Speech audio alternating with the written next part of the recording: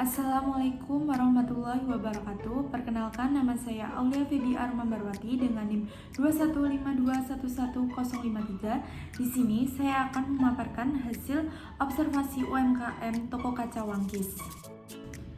Profil usaha Toko Kaca Wangkis. Bisnis ini didirikan sejak tahun 2009 oleh Ibu Rosita Suberi. Lokasi pada bisnis ini terletak di Ngasinan, Gibal, Kecamatan Ngemplak, Kabupaten Boyolali. Toko Kaca Wangkis merupakan pusat solusi kaca terbaik yang berkomitmen menyediakan produk kaca berkualitas dan pelayanan yang terbaik. Kelebihan bentuk usaha ini adalah tidak memerlukan modal yang cukup besar. Ibu Rosita membuka bisnis ini dengan modal pertama hanya sebesar 10 juta rupiah pada awal berdirinya. Menurut Ibu Rosita, peluang usaha toko kaca dan kerajinan kaca Wangkis terbuka lebar karena banyak peminatnya setiap tahunnya dan semakin meningkat karena setiap rumah pasti membutuhkan kaca.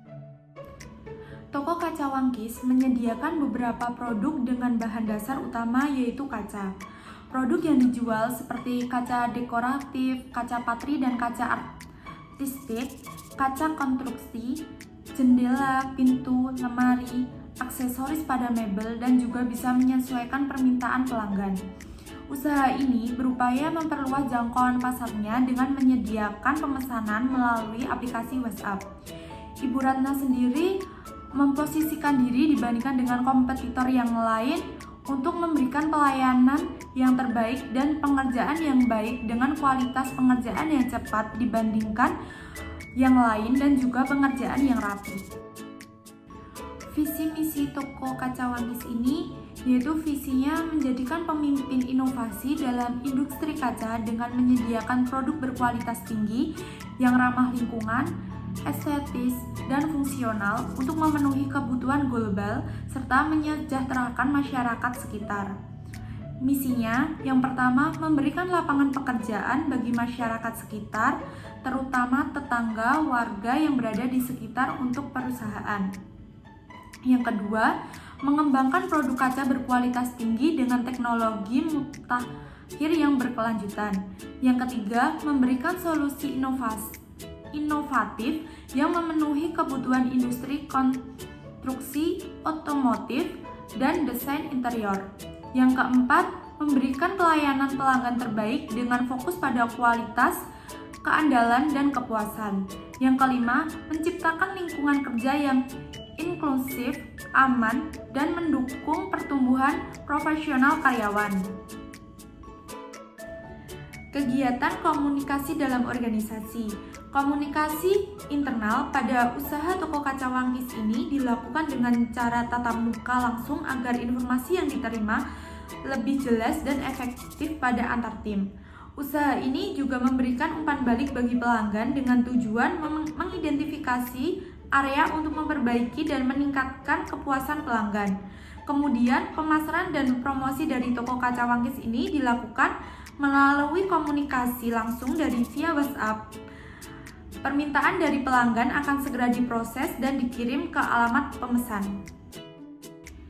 Korespondensi bisnis pada usaha Toko Kaca Wangkis ini yaitu dilakukan dengan meliputi surat penawaran kepada calon pelanggan yang berisi informasi harga, detail produk, dan produk yang ditawarkan. Kemudian terdapat surat konfirmasi pesanan yang dikirimkan melalui via WhatsApp untuk mengkonfirmasi apakah pesanan yang dikirimkan sudah sesuai dengan permintaan dari customer.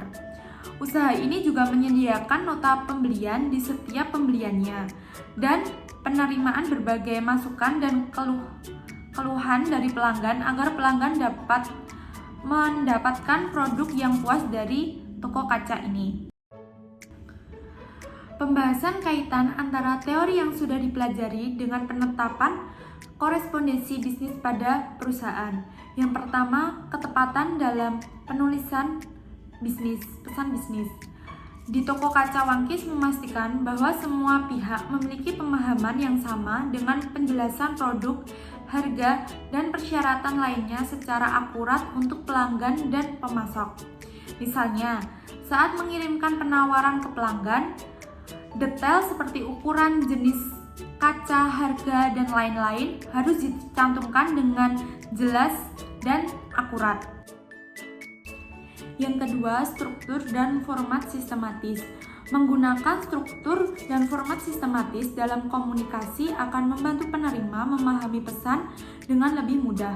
Toko Kaca Wangkis mewajibkan semua surat resmi mengikuti format yang konsisten dan menggunakan paragraf yang teratur, poin-poin yang jelas, dan juga judul yang sesuai. Hal ini membuat informasi lebih mudah dipahami dan meningkatkan profesionalisme bisnis ini. Yang ketiga, etika komunikasi bisnis. Komunikasi bisnis meliputi kesopanan, kejujuran, dan tanggung jawab. Di Toko Kaca Wangkis selalu menjunjung tinggi etika dalam segala interaksi baik dengan pelanggan, pemasok, maupun karyawan.